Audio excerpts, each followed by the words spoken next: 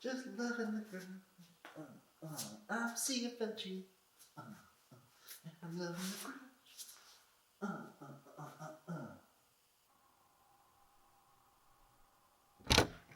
Oh, hey there, USFL Jim.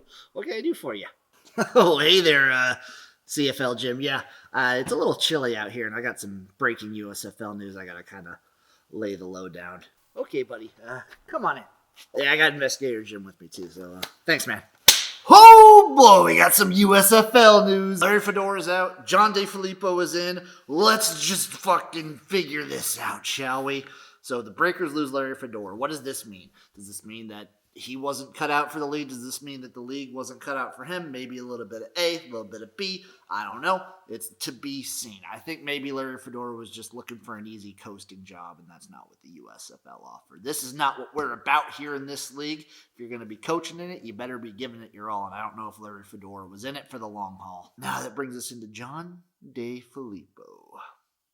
No head coaching experience, which is a little worrying, but honestly, I think the USFL and XFL and all these kinds of leagues is a good spot for coaches to sort of get their feet wet and kind of figure out who they're going to be. I'm tentative, but excited to see what he can do. We've seen what no head coaching experience can look like on the bad end with the Maulers. Let's see what it can look like with the Breakers here, shall we? I think it's going to be interesting. He's got quarterback talents. He's sort of a quarterback whisperer of sorts. I'm excited to see what he does there with Kyle Sloter. He's going to be an interesting factor. I think Sloter's probably back in the USFL by the time this next season rolls around, if you ask me. It's going to be very, very interesting. Is he the kind of guy that'll stick around the USFL for a little bit? My other question, why does it look like he's crying in every picture I see of him? It looks like John DeFillippo is near to tears in every image I see of the guy. And that leads me to believe he's maybe a little nervous. Maybe he's a little weak-willed, but I'm going to give him the benefit of the doubt. I hope that I am proven wrong in this regard. And he made Carson Wentz watchable, so anything he can do with the quarterback position in New Orleans is very much loved.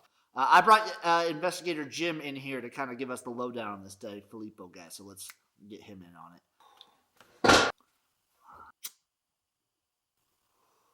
I did a little diving when the USFL hired Mr. DeFillippo.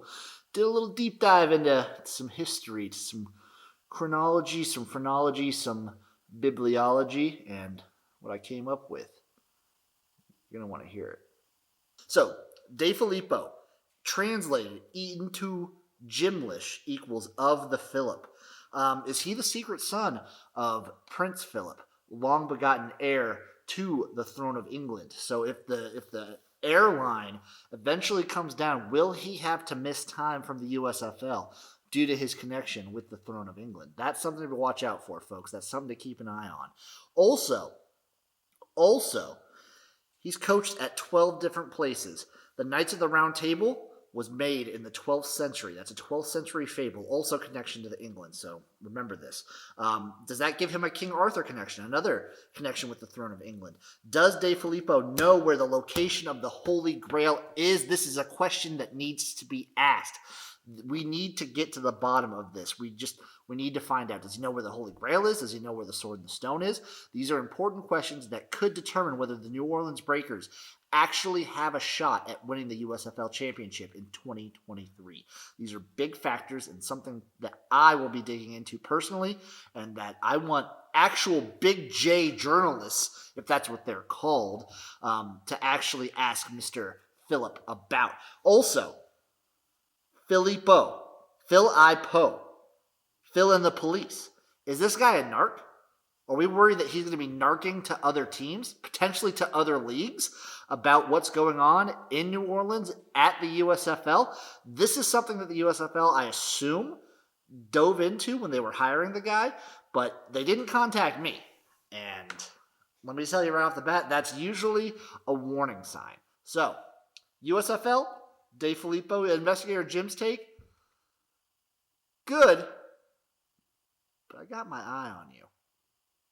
Other USFL news, it looks like the Breakers are rebranding into the Memphis Express. I don't really care. I don't know if this means anything, and just besides They were previewing Tampa and not seeing it as a viable location. Memphis, I love it. The Memphis Express are a great team, great logo. This is the kind of stage the USFL has gotten themselves into where they can kind of make these moves. It's a good move for them, and more power to them. So that's John DeFillippo. That's the USFL news going on right now.